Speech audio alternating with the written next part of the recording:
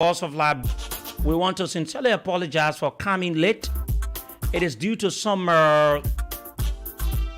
constraint difficulties I've been working on to make things work for every one of our listeners. Good evening, folks, and welcome to the show. My name is Sekou Sharif, and I want to say thank you for always joining us at about this time to talk about the issues that matter in Liberia. And too many things we're going to do today. We're going to take 1 hour 45 minutes with one of our guests, which happens to be a Liberian female residing out of Liberia who has since claimed that she's been raped allegedly by Nelson Onyema, the owner of beer factory and other businesses in Liberia. And she's going to join us here this evening on the program. But before that time, we have our guest already in studio, the man Satya A. Satya. Satya is a representative hopeful in District number 16. He wants to contest, and he feels that he has the solution to the many problems the people faced in District number 16 in Montserrat County. He has come with a wealth of experience in terms of governance. He explains more of these things this evening on the program. Satya is my prime guest this evening. He's going to join us shortly on the program as we dive into lots of issues from District number 16. Mind you, the current representative of District number 16 is Representative Dixon Sibo. He has been there for the past years, and he's going to be going for re-elections. And you have the likes of Satya A. Satya, who wants to also unseat the incumbent representative. And he's going to be with us shortly as we dive into lots of issues. Too many things happening in Liberia, folks. Like I always said, some of the issues are good. Some of the issues are bad. Our international update resumes next week, at which time join our correspondents from across the world on the program. Issues of today. And so Ahmad Jallo will join us at 7:15, at which time she will explain her ordeal about touching issues that she has alleged has happened to her, allegedly by Dr. Nelson Onyema, owner of beer factory. But let me tell you this, we've made all efforts to reach out to Dr. Nelson Onyema to get his side of some of the allegations. We also reached out to the vice president. I did call the vice president today to reach out to her concerning some of the allegations from Madam Ahmad Jallo. And also I called the Minister of Health. Believe me, I could not get a hold of any of them. But I can assure you that I will have a response from the vice president, because I've reached out to her before on some other issues, and she definitely reached out back to me in terms of our responses to some of the issues. I tried to get some inquiries and all of that to get her side about it. But for Dr. Nelson Onyema, I will tell you about the story, calls that I've been receiving today, even though I rejected. And so we'll tell you about them when we join Ahmad Jallo on this show. Voice of Liberia 104.1. My name is Sekou Sharif. With the blessing of my parents, inshallah, I will take you up to 9 o'clock tonight.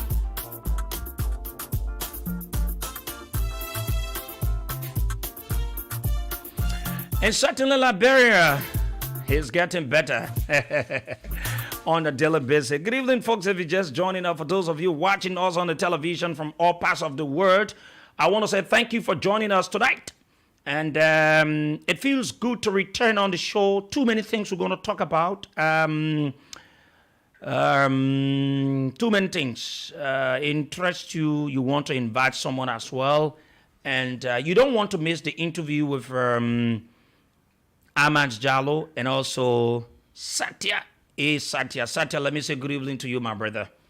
Well, good evening, Sego, and good evening to you for folks here. It's a pleasure to share our perspective on training issues this time of the day, especially as we sail gradually towards October 10 this year. You sounding very tired. What's happening to you? Yeah, election is hectic. We've been in the trenches. We've been tirelessly working, activating all ourselves.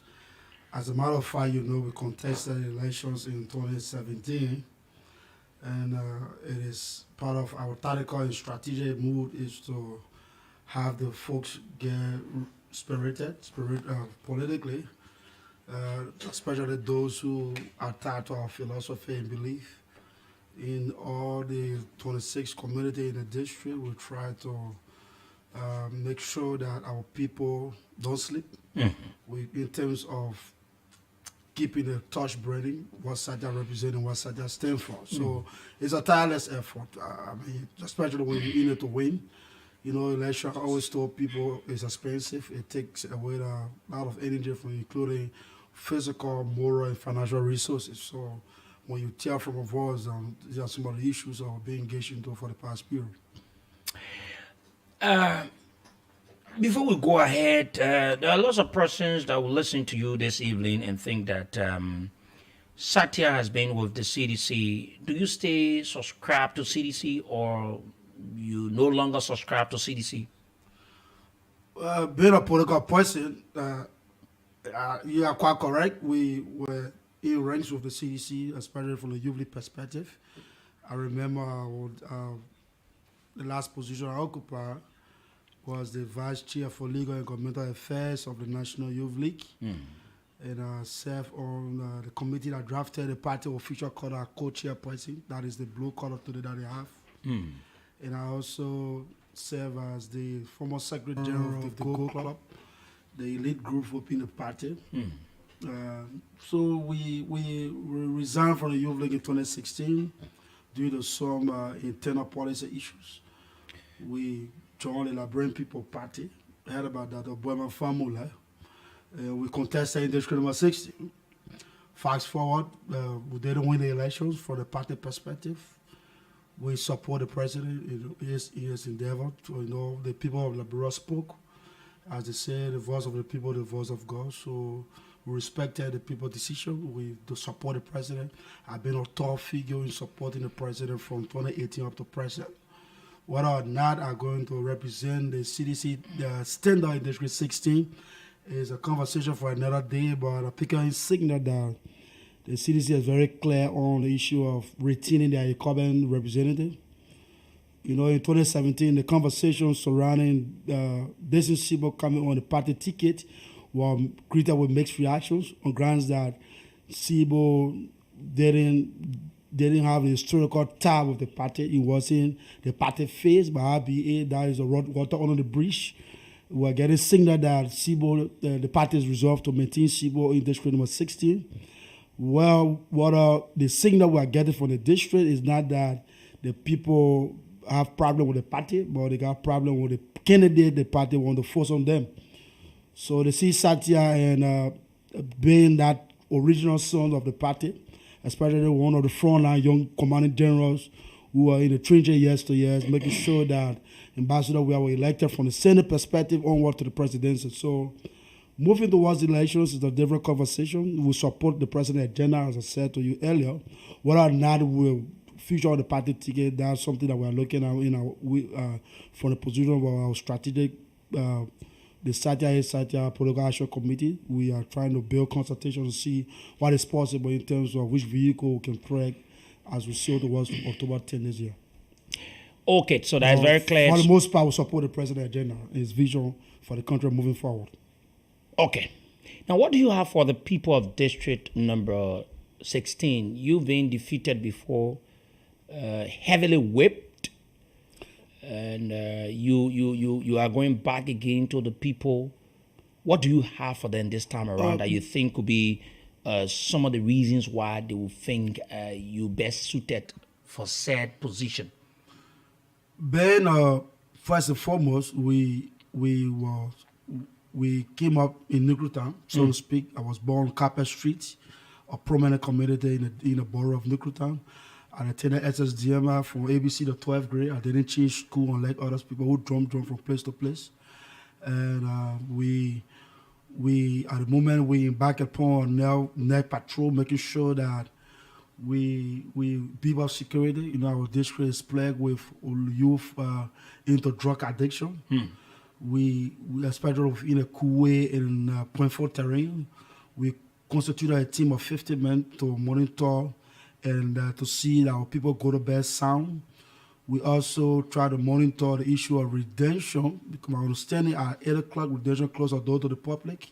I was there some week ago around 2 o'clock where I shared tears. I saw a sister being rushed there seeking medical attention, and then she was then denied. Also, to a brother also from one of the communities, the community right before redemption, fell off. My understanding, he drank enough alcohol, seeking medical attention. And the people said they couldn't open the gate. My understanding is due to the shortage of bed.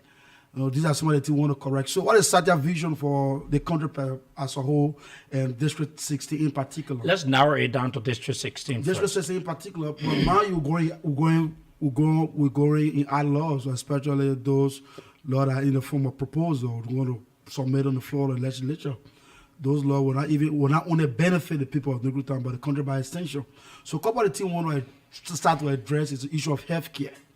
Because we understand in this country, especially from the position of the budgetary process, healthcare budgetary allocation is something that has been a constraint from the institutional perspective, JFK, so to speak.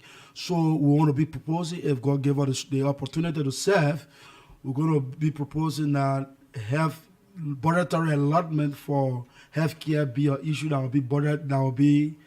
will be drafted legislatively, meaning that it has to be legislated. It will be on the basis of law.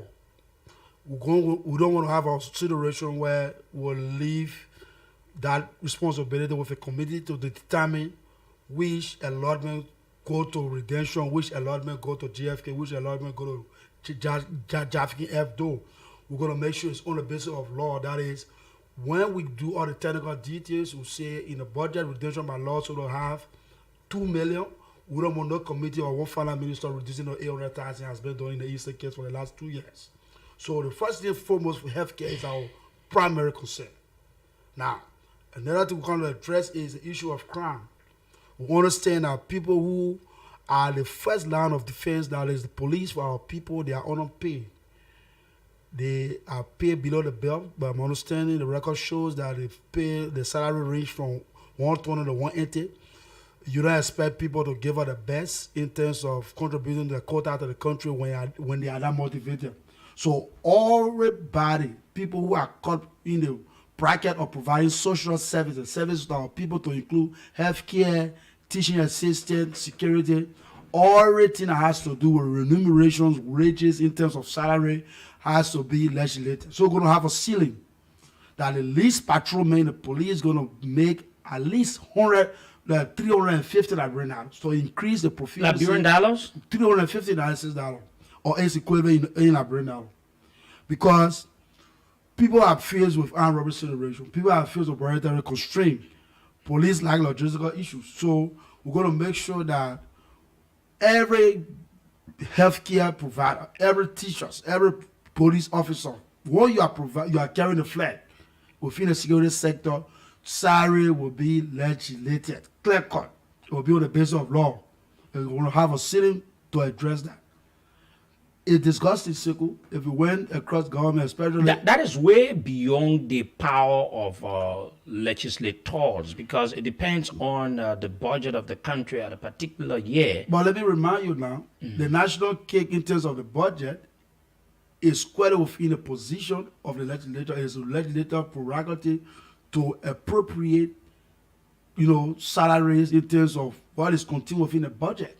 The legislator is the primary source of government that does the distribution of the budget. Legislating such in the budget or maybe having it is one thing, but to have the reality of it, to generate it is another thing. So it will be within the prerogative of the executive to find the money implement because the budget is the law. If we legislate salaries, as in the instant case that we're proposing, that a police officer make $350 or if equivalent like $100, teachers the same thing, healthcare provider, the low people who provide healthcare service at a very clinical level have a minimum salary of $500 and above, and that pass it become a law. No finance minister can change that. Your business is to make sure that you find the money and pay the people. That's what we're going to be pushing.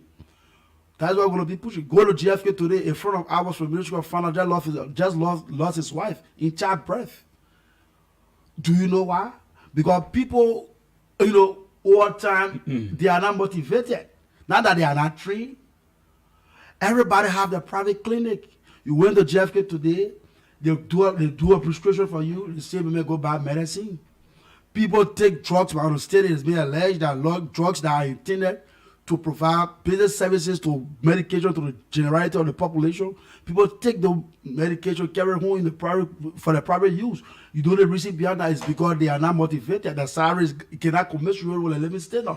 Even though we're not saying that they are right for doing that, but those are some of the mitigation factors. When you pay people more salary, especially those who provide defense for your citizens, healthcare is one of the major living blocks in every given population. If people are there and they are not well paid, they are not well encouraged, Sekou, you're going to have a floppy system. Some of the mess within the healthcare system is not due to because the people are not qualified. Toglati is one of the best schools in this country. Smart Institute is also one of the best schools. But our people go to the drug places, they get suppressed, they get demotivated. And once the person is demotivated, you're going to get the best out of them. So that's what I want to go address. The next. Now, the issue of drugs. Drugs is an open secret in this country. Every young person, every family in the country has one member of the family that is on drugs. We in 2017, I proposed to the people, drugs, we cannot look at the end user alone. We're going to be instituting a legislation that will discourage those who are the drugs users, those who are trafficking drugs here. Now, what is our idea to curb the issue of drugs? Now, just as we have the issue of the fast-track code to deal with rape-related cases, we're going to be proposing that we have a fast-track code to deal with the issue of drugs. And people who are found culpable trafficking drugs will have at least a maximum sentence of 25 years. And within that legislation, we will incite that the drugs trial should last not more than 45 days. The trial will be on the basis of law. Every drugs-related offenses to go to court, it should last with not more than 45 days. And those who will be found culpable. If you are a trafficker, you go to jail for 25 years. If you are a user, you go to jail for 15 years. If you are an accomplice, because we understand people in the business of crossing drugs, aiding trafficker, from point A to point B to get the drugs in the society.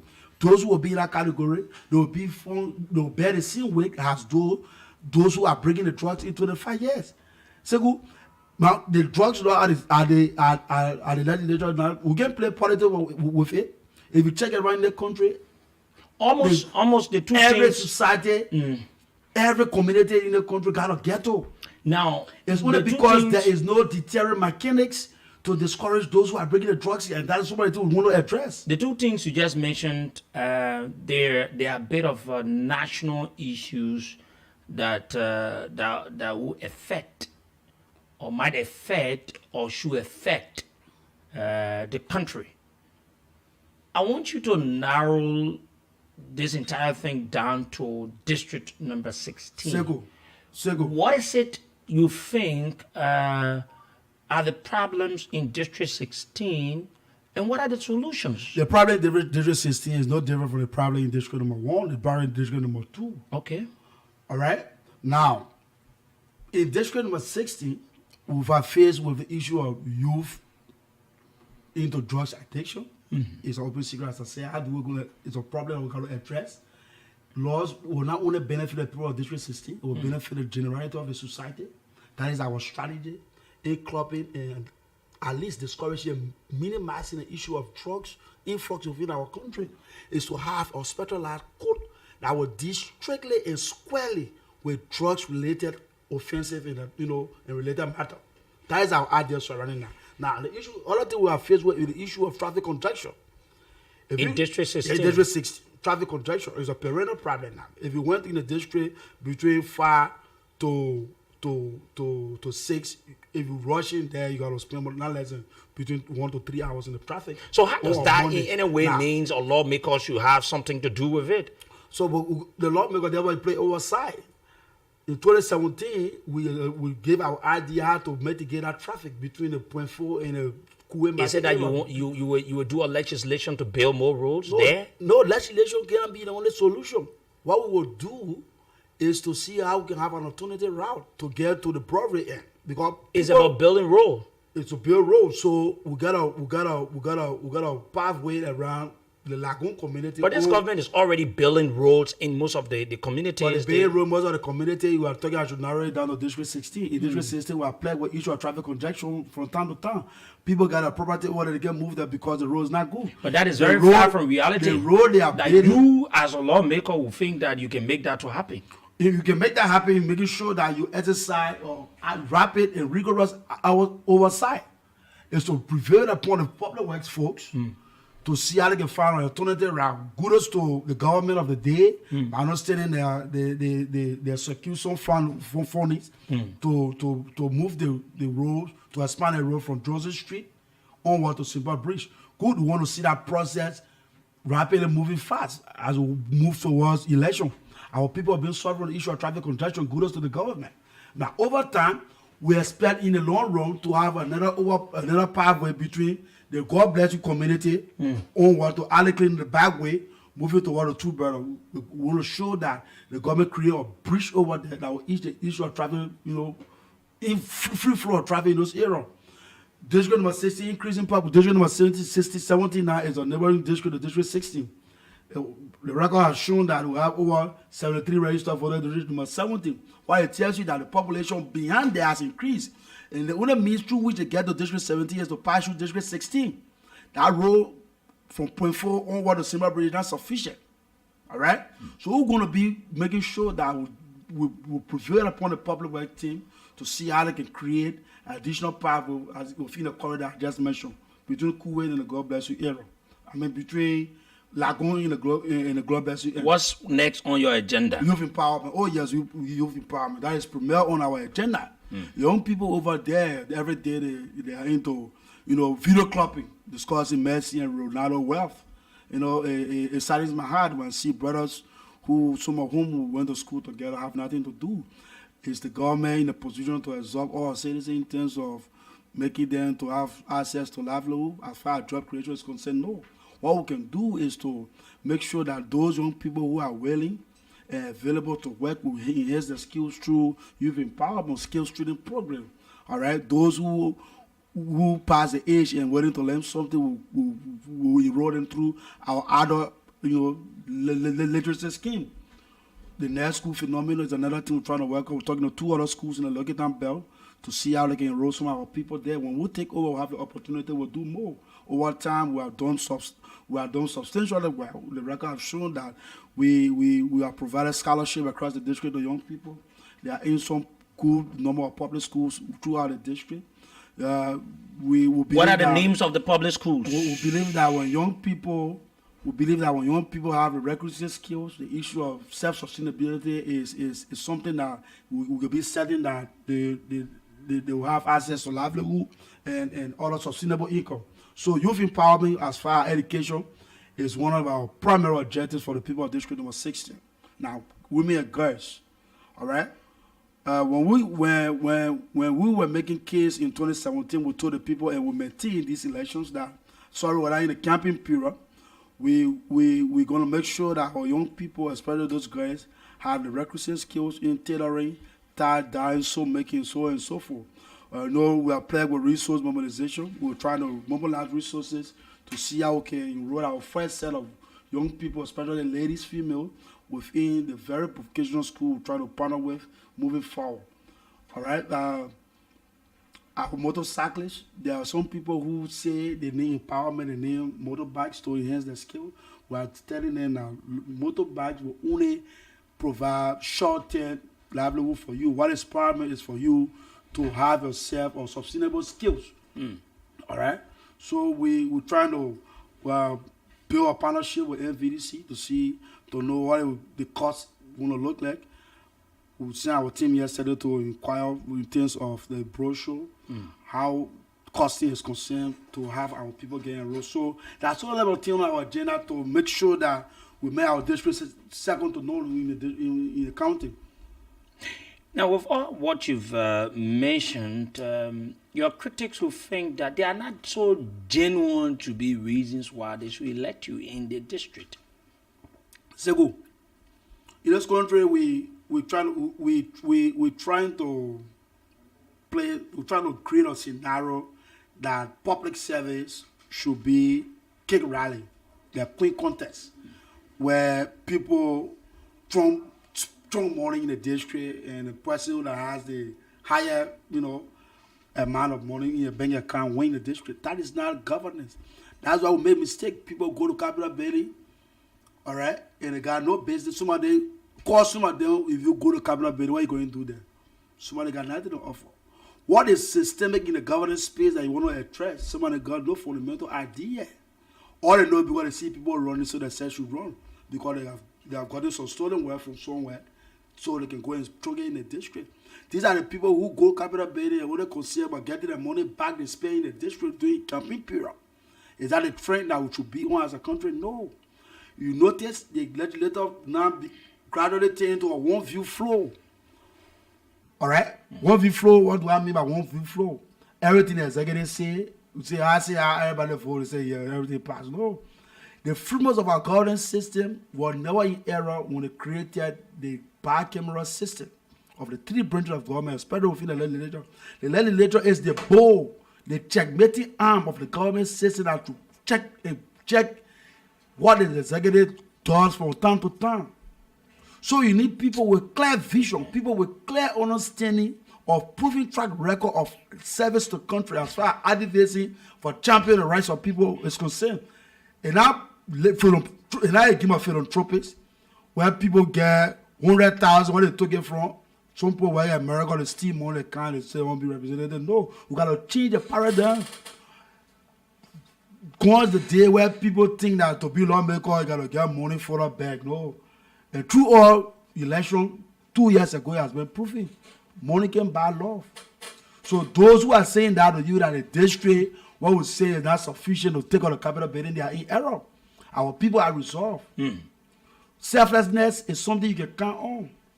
We're not going to Capitol Building to go take money, to go get a reef. No. Public service at the level of legislature is how you can advance your people's interest in terms of legislation, how you can advance, how you can checkmate the executive from time to time. Like for example, within the budget, you say, oh, y'all was sending 2 million to Youth Empowerment District 16. We notice that only 500,000 went. What the partner 1.5. Those are the kind of things we want to be doing. But that's somebody who will be in bed with the executive. We hear news popping up. People are on record for bringing disgrace to the district. In this country, well, yeah, Sekou, you were here. We want one former lawmaker saying you eat some, I eat some. The people give you 12 years only for you to go on represent our Capitol Building brought disgrace to us. And yeah, you causing now in the district. In the district for people who will be bringing disgrace to us. You go Capitol Building only to amass wealth. You haul on the tip discussing how to siphon and embellish resources. What do you say you think the current lawmaker has not done in the district that you as Satya you can do when you are elected? Simple. Outside of politics is not the crazy as people. They call the corporate representative. He will tell you clearly that from the day you were announced winner, I was the first candidate, one of the first candidates that went to him and congratulated him in the living room.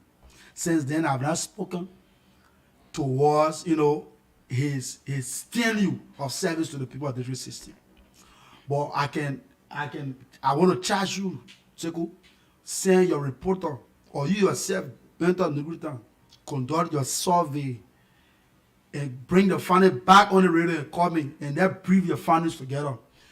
you clearly realize that the lawmaker has lived his useful life.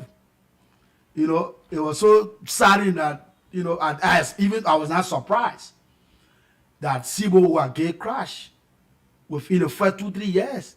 If you went to Nigutan and the poor calling a man ball fighting, liquor good. Nigutan is already plagued with violent, addicted young people. People are engaged in a drug addiction. Then you in the business of putting alcohol in cooler from place to place. Are you killing me? No. I got to talk.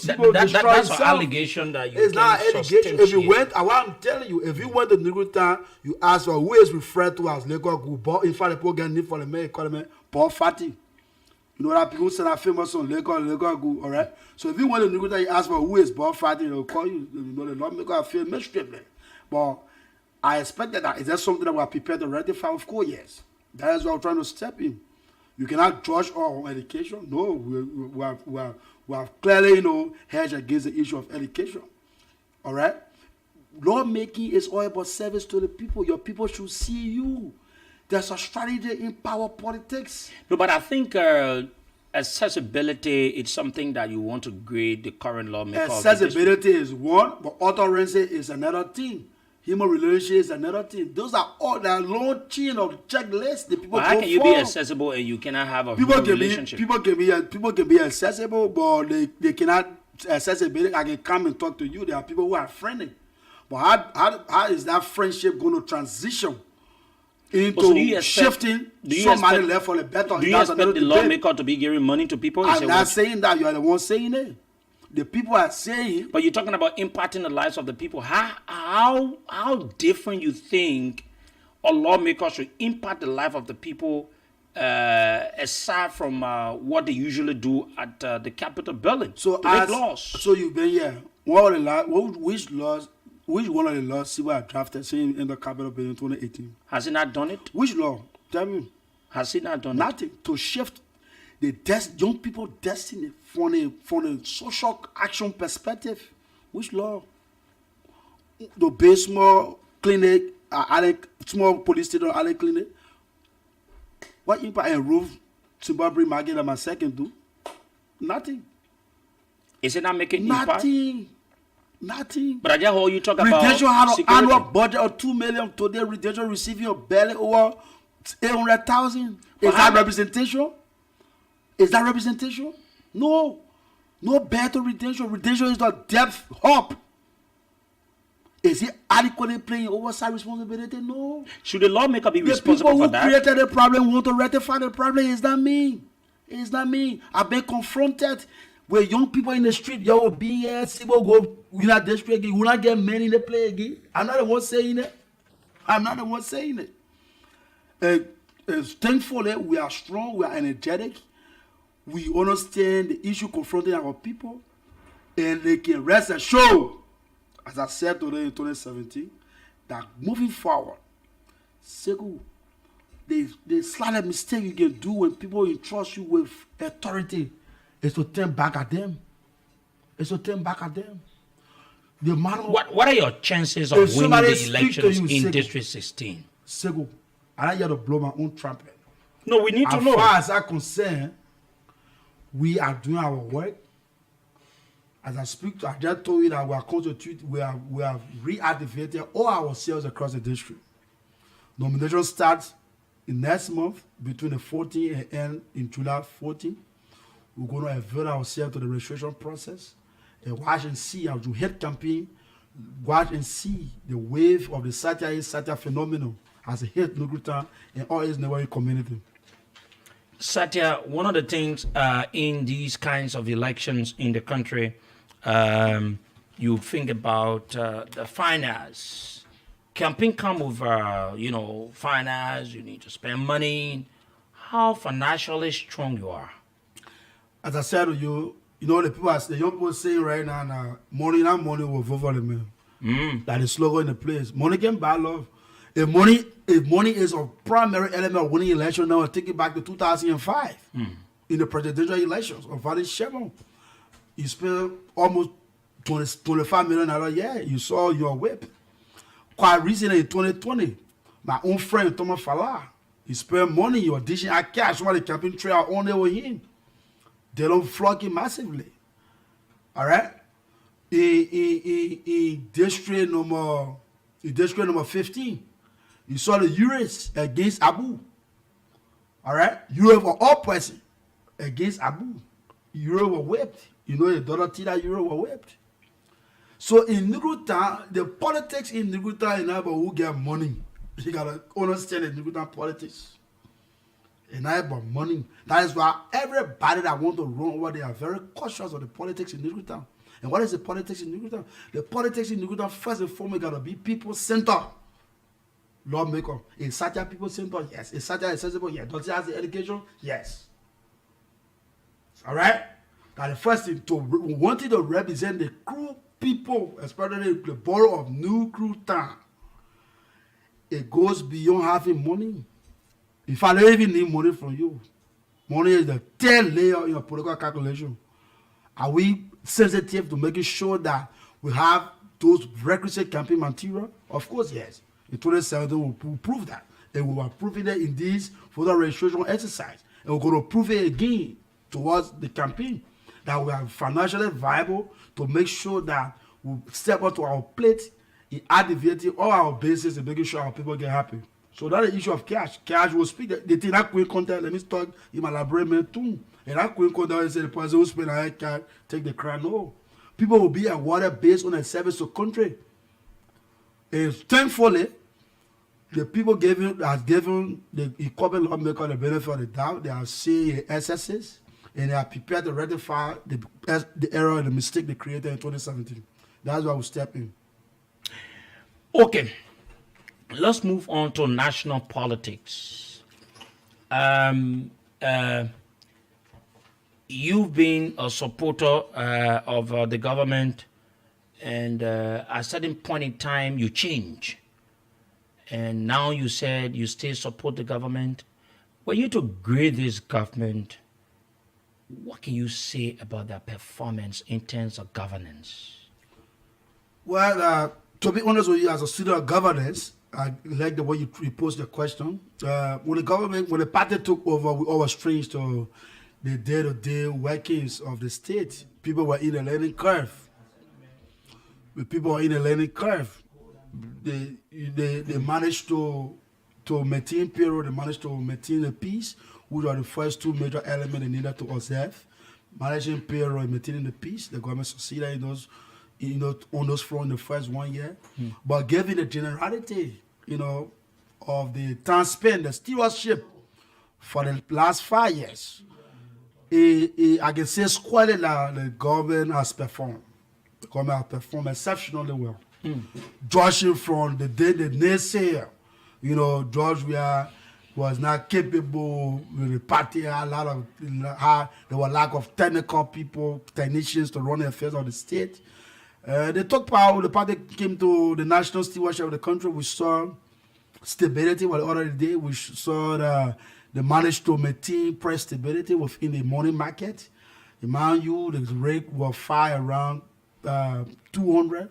The finance minister and the team managed to maintain fiscal discipline for the period of 3 years going forward. Now to tell they had introduced new currency and try to infuse it in the economy. We'll see the rate moving faster, but as time go by, we'll get readjusted.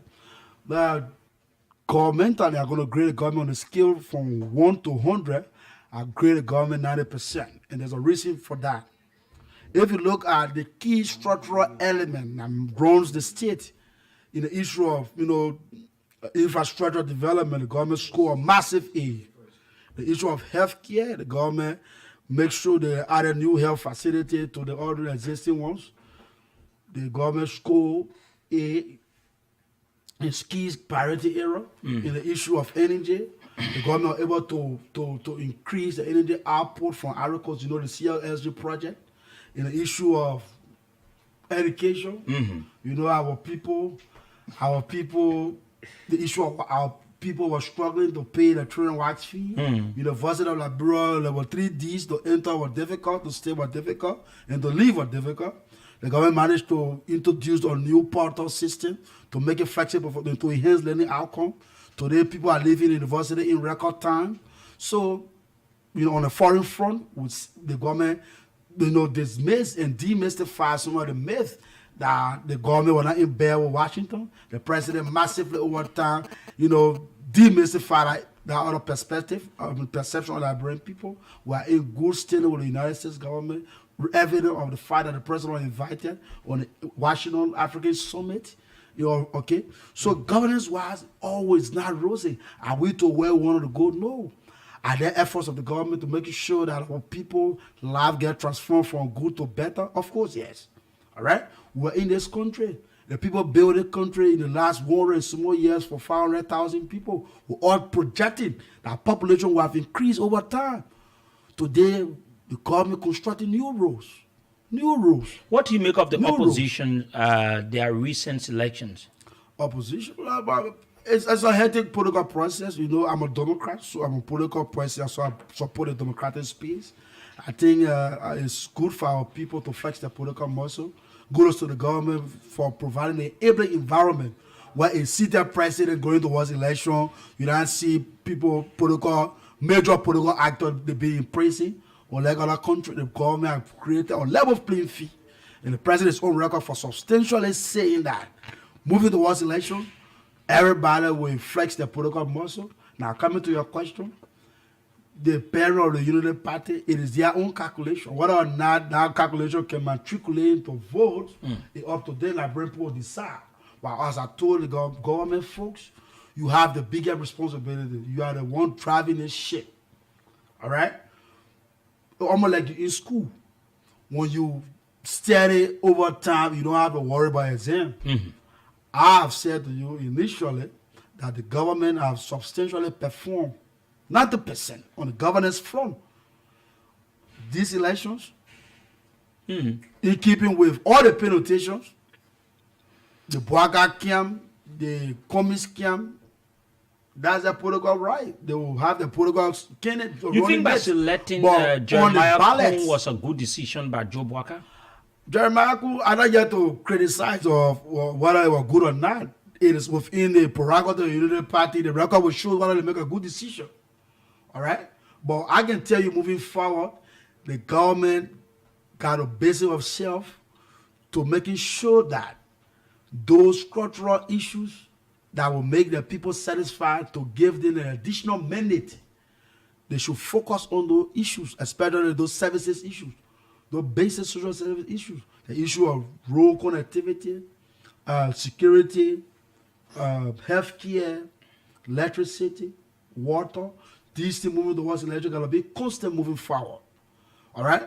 So, to beat Ambassador you got to be strong. You gotta be strong. If you went to Nima now, you want me to deal with the matter on a case-by-case approach, let's go to Nima.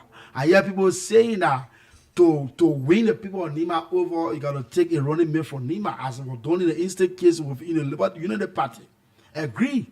But the people of Nima are also cautious of the level of intervention the government made to them with as far as rural connectivity is concerned. The people of Nima, they are also conscious of the level of intervention of the mitigation of the economy, the stimulation of the economy that the government have provided over time. So it's the case of Lofa. People say Lofa County is the home of the Unity Party. Agree. But the people over there, Segu, like you get a beautiful woman in the town, all right? You say, man, in the future, pray for me, get money. I will do you good. They get so you get money. You do nothing for her. Another man come with a plan, start to you and say, oh, where do they make from? I've been thinking about what you been thinking when that's substantial enough to transition again into a productive citizen. Then look at the case of Unity Party, Joseph Boakai, and the people of Lofa. Mr. Boakai was vice president 12 years. What has been the political benefit of the people of Lofa as far as livelihood is concerned? Nothing. Compare Joseph Boakai's 12-year intervention in Lofa to the CDC 5.4 years intervention in Lofa County. It is homage. As evident by the election we won in Lofa. Okay, thank you very much. So the I guess calculation, it's, let me lay on this one before you come in, sorry. The calculation that by picking Jeremiah Kun and Bwaka coming from Lofa spoke in the last election 90% or 99%, those two things are being hedged against. There will be substantial vote coming from Lima, and there will be substantial vote going to win Lofa. If not, 60% based upon the level of inroads and intervention we are done in Lofa, Joseph Bwaka will receive a bloody nose in Lofa. This will be the biggest in the West defeat that Union Party will ever receive from Lofa within this election. Watch and see. Satya is Satya, Representative Hopeful, District number 16 is my guest on the show tonight. We'll go to the lines and take a few of your calls. 0770 907 907 0770 907 907 0880 907 907 0880 907 907 are the two local lines to join us on the program. He wants to unseat the current representative of the district. This person, good evening. Good evening, Sego. How are you today? Go ahead, sir. Let's hear you. I'm good. Yeah, thank you, Sego. This is John D. Tamba, and I'm comfortable around the St. Paul River, living alongside Dixon Sibo in District 17. You know, partly I agree with the brother in studio Satya is Satya on the issue of Dixon Sibo. But my disappointment in this brother tone, green the government when it comes to health issue, giving the aid. Amen, Satya. Satya, you been to Yukutam hospital this few days?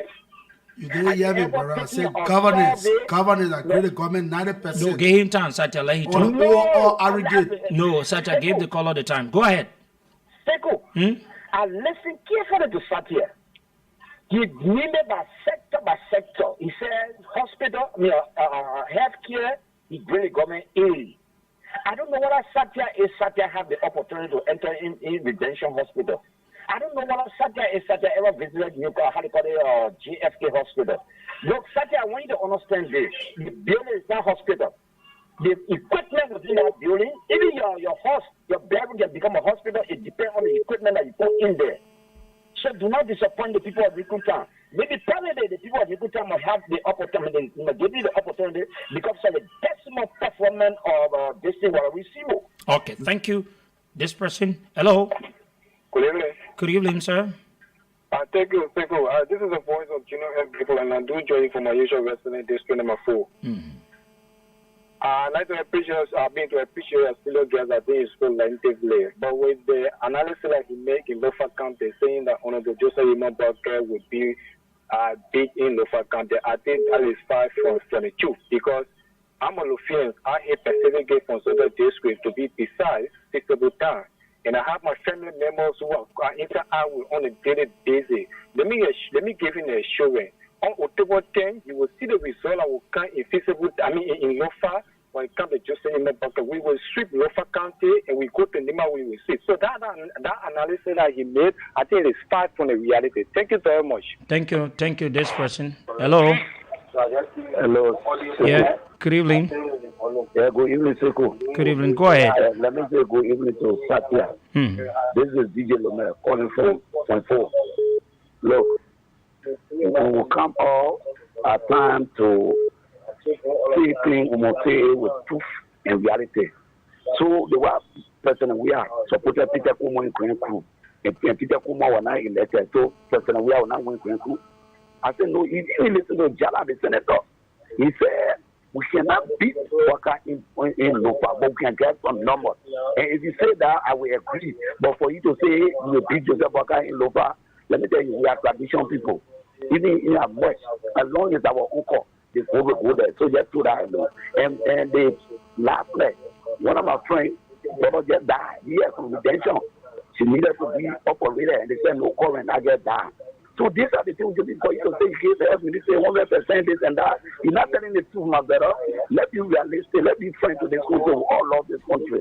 So may God bless you, enjoy, and all continue to bless the people like you. Thank you. Thank you very much, this person. Hello. Yes, good evening. My name is James D. Kekula, and I do join you from my country wrestling in Magibi County from the Simple Logic movement. I mean, say good evening to your studio guest. He spoke lengthily. I like his final analysis where he said GMB will not accumulate, votes from Lower County as compared to yesteryears. I want to say it's on a rightful trajectory. The Lower County in knew yesterday is not Lower County today. We have several politicians from Lower County who work in central government and they went back home. Joseph Burger, who have worked for the Liberian people who came from Lower County, cannot point to one or two developments in his own Lower County. People who just entered government yesterday, they can show a lot of marks in Lower County. With that, the people of Lower, they are resolved in making George Weah as same president comes out to attend. So I don't know where the previous caller came from, or if his analysis saying that Louvian and Joseph Burger will get votes. I mean, George Weah will beat him. It is his right, though. Thank you. It is his right. Thank you. Hello. Good evening. Yeah, go ahead. Thank you. My name is Chuck Bigger Jr. and I join you for the conversation. Direct market. Well, I have this experience with a studio that on the way it's low. I think for me, if I was living in District 16 and then Apello. Go ahead, you're live. Okay. If I was living in District 16 and then I have no other choice, it would be better for me to stick to Honorable Stephen and to even for that young man in studio there. Because the reason is very simple, my brother. You listen to the brother just after articulations about Mr. Stephen, you actually about the government performance. The small performance of the government, the main president has to say the government very heavy. So then when they go in the house of public benefit, there's so much even if that may be you will be satisfied with it. If you believe that you'll be thinking that you're not doing a piece that means you're passing for the politician. So coming going to your analysis by saying that Joseph Burger received his money in Europa because the member was vice president for 12 years, no political benefit. My brother, it speaks to something which of course I would not want to call on this video. Because you say political benefit, and everything we all know here is that it is a system of work, which of course the government actually system. If Georgia was not going to be president, all the things that are happening today, they're not going to happen. If Georgia is doing so, they kill the system to present itself as humanitarian. So that's the thing that's happening. Thank you, Mr. Sharif. Okay, thank you. Let me take this other call here. Thank you, my brother. Let me take this other call here. This other person. Hello? Hello? Yeah, go ahead. Let's hear you, sir. Yeah, I'm Vanny Sharif calling from Superbridge. Yeah, thank you for the show this evening, and then Hello? I said thank you for the show this evening, and thank you for your studio guest. I just want to inform you that everything was Satya said in studio that is false concerning District 16. Even the Satya man who's speaking about this in Sibo, you are seeing in your own community, he doesn't get good record there. Satya is one of the men that can gather people together in the Simple Beach community or perform and give them part of Lake Pass all around. Then today, is Tito talking about this in Shibo?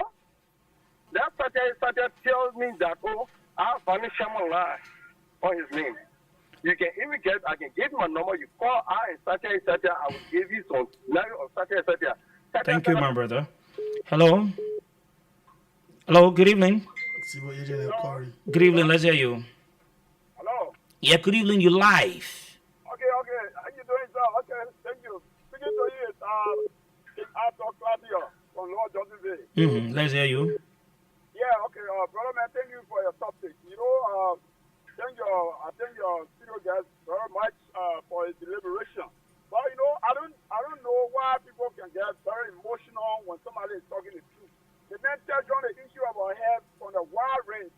It's not the legal terms, a residential authority, not the only authority in the whole Republic of Liberia. When the men talk about hospital, it's just area of health. Talking about the Embrace, talking about Tapeta, the referral hospital, other areas. Not the area that they're right in their nose where the very workers sitting, the tablets, and sitting all the bed and other things that they know very well. But that area are very well improved. At that level, the people who working there, they are the ones that are not transferred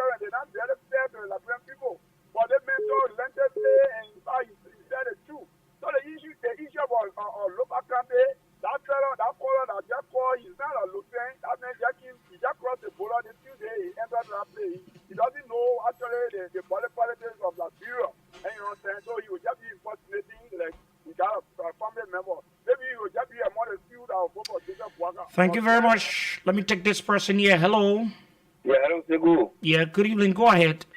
Yeah, this is Emmanuel Richardson, and I joined the conversation from Upper Carwell. Thank you for joining us. Yeah, thanks. I would like to say hi to your studio guest. And I listened to most of the allegations that you level against the honorable man. Now, for one thing I took from there, when he's saying that the people and young people in Uganda, they are drinking and smoking. So I very want to ask him, will you blame Honorable Jason Sibo for young people in Uganda smoking and drinking?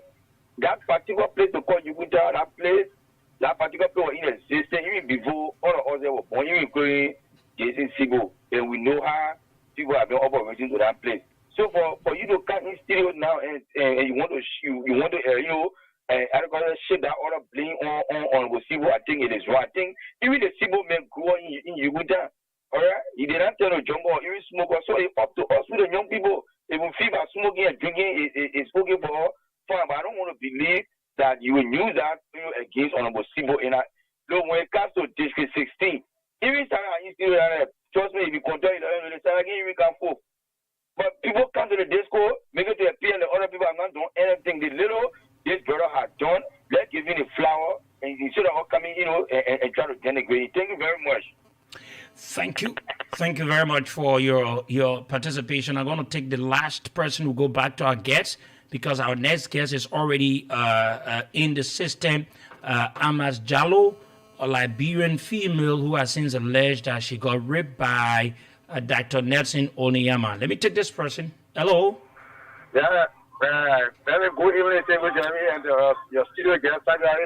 Good evening. Let's hear you. Yeah, this is only for the municipal board of Nigu Town. Mm-hmm. Your studio guest made mention of something that you want to empower, let's say, the young people. Here is the issue. As I speak to you now, I have over 50 from scholarship from them only behind young people. The young people, they are not waiting to learn. They decide to live a liability life. So you should not make mention of young people because when someone is willing to learn, you will see the seriousness in them. To go to the hospital issue. Now I'm working in Quebec to Banaville. The people have jobs in the warehouse. When people go there, they will tell them no job. At the end, they can take the job, they carry it to the vehicle, they have jobs to them. That's what they were doing. So you don't have to share blame on the government. The government are trying their possible best. So thank you for your show. Thank you very much, Satya. There you have it. What have you to say to the callers? Well, thank you. I'm not going to respond to those higher callers. We are in Polygon town.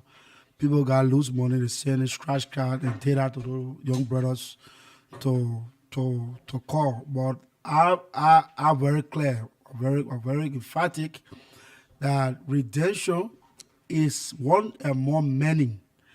And due to the low, poor oversight nature of the incumbent representative, redemption is under the spotlight now. Redemption is becoming to be a death trap. That is why we are going in to provide adequate representation in terms of budgetary allotment that will make sure that redemption yesterday regain its previous status and even beyond. Redemption budget was $2 million before. At the moment, it is accounting to 800,000. What is responsible for the drastic reduction in the allotment going to redemption is due to the poor nature of the kind of leadership that we have in the district. Redemption today is very sad to see our people seeking medical attention, especially in an emergency mood. They can have access to medication. It's only because the lawmaker. Now, when we speak on the the generality of the circumstances, the healthcare, redemption just one and more many. Why the people in the district they are complaining? Why the people across the county in Bapolo, in Nimba, in Lofa, in Sino, why they not complaining? Only in your redemption because you got one lawmaker who is not performing his oversight. Now, fast forward, Seko. We want to thank you for the opportunity. We hope and pray that God give you the strength. I'm very proud of you as a young media giant. You met a lot of people in the business as a friend, press or level of work. You have done over the period to establish your own media, empire. Kudos to your team. We pray that God give you all the strength as we seal the world October 10th to come and give our perspective in terms of our vision for the people of district number 16 and the country in general. Thank you all so much, and we're good sharing the evening with you. Thank you very much. Satya is Satya. A representative hopeful in district number 16 has been my guest, and we want to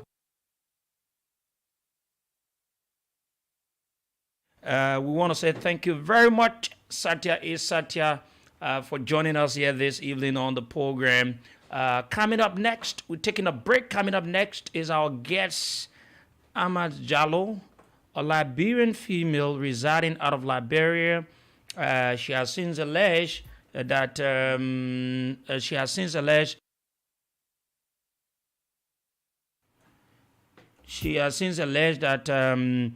she was allegedly raped by Dr. Nelson Onyama, the owner of beer factory in Liberia. So she's going to join us today, and we're going to take a 1 hour, 30 minutes to talk more about this thing. Tomorrow again, she will join us as we continue to deepen into what she has to explain to the Liberian people. Mind you, like we said, we've made all efforts to speak to Dr. Nelson Onyama. It has not yielded result, but we'll tell you what has happened. We will tell you who has been, fronting, and we'll also let you understand, and we stood our ground that we could not accept some things from them because we think that ethically they are not a spokesperson for.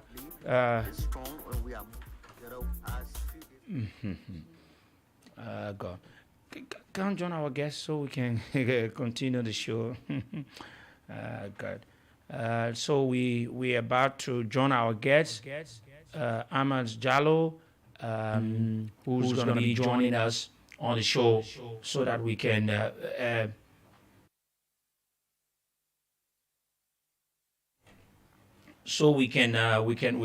her on as we're going to join her this evening on the show. Ahmad Jallo is a Liberian female residing out of Liberia. She has been alleging that she got raped by Dr. Nelson Onyama. She has alleged that her children were taken away. She shared documents and some other issues, audios of people she claimed are family members to Dr. Nelson Onyama. You could hear them saying some of the things in the audio that what Dr. Nelson Onyama is doing is not good. We will play you that audio, and also she also reported this thing to the European Parliament as well. Ahmad Jallo is our guest. Do we have her now? She's our guest on the program this evening. Those of you watching us on the television, you will get us very clear. I